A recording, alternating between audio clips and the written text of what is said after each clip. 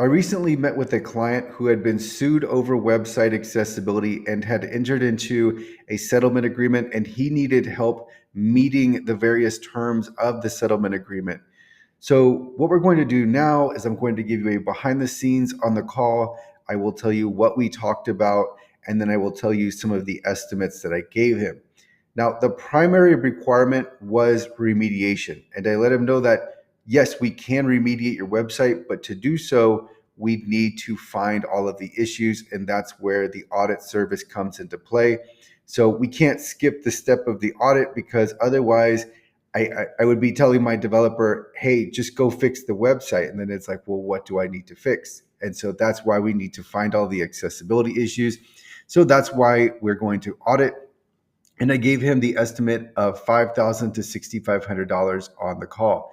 Now, this is only me having briefly glanced at the homepage of the website, but it was an e-commerce website and it was fairly involved. There were a lot of components, and there were a lot of sections. There was a significant amount of content and a lot of interactive features. So a lot of functionality on the website. So I thought it would be on the higher side. So I gave him a quote of 5,000 to 6,500. And really what that's going to come down to is the number of pages and then the number of screens and then what those pages and screens consist of. And then for remediation, I gave him the estimate of $7,500 to $9,500. I think, as I was saying this, or when I said it, I think if I was being more conservative, I could have given him a higher range just because remediation is expensive. It's so involved because here a developer is going in and they are fixing each of the issues on the website that are found in the audit report. Then there's also the aspect of remediating the content and the various content. So think about the images, right? We need to either mark them as decorative or add alternative text. Think about the video. We need to add closed captions and potentially and very likely audio descriptions. So there's a lot more involved, and so that's actually something we didn't even talk about on the call, but that would be considered separate from the remediation, although it is remediation.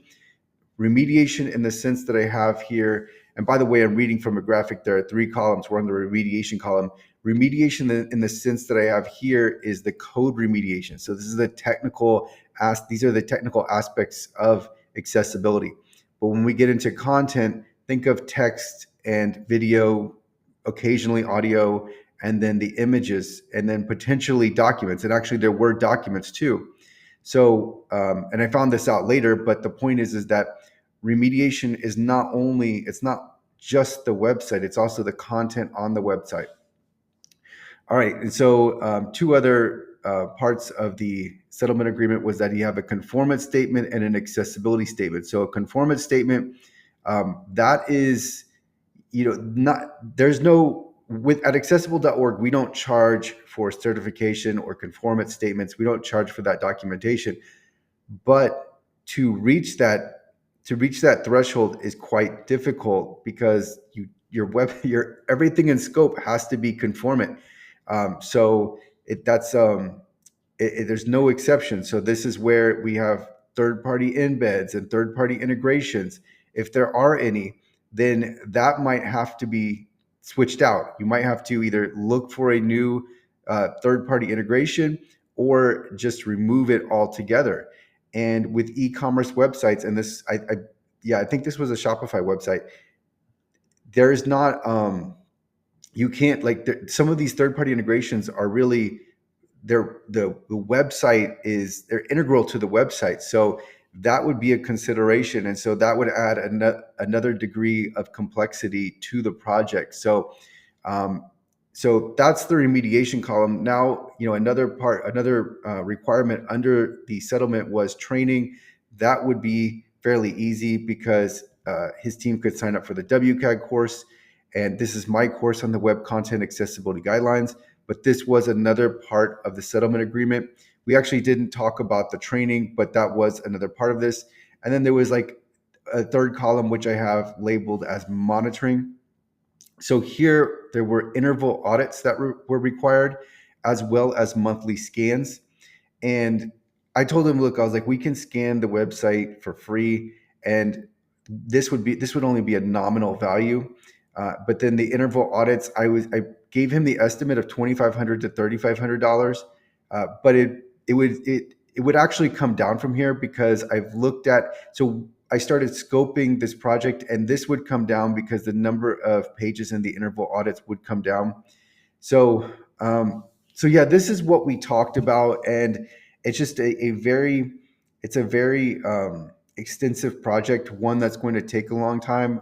Remediation it takes a while to get through, and it's not something that you can push through really quickly, especially when there's a lot of content involved, especially when it's not just the code, it is the actual content, it is the images, PDFs, documents, video, audio, text. So there's a lot to go through. And when you're trying to make an e-commerce website WCAG conformant that is completely non-conformant, there are things that can come up that you don't anticipate. So there might be a problem with just the code, like the structure of the website. So the code might be so flawed that we recommend that he use a new theme altogether. And so that could potentially come up. So these projects are very involved, and that's why they get so expensive. A lot of work goes into this. Obviously, there must be the expertise behind this.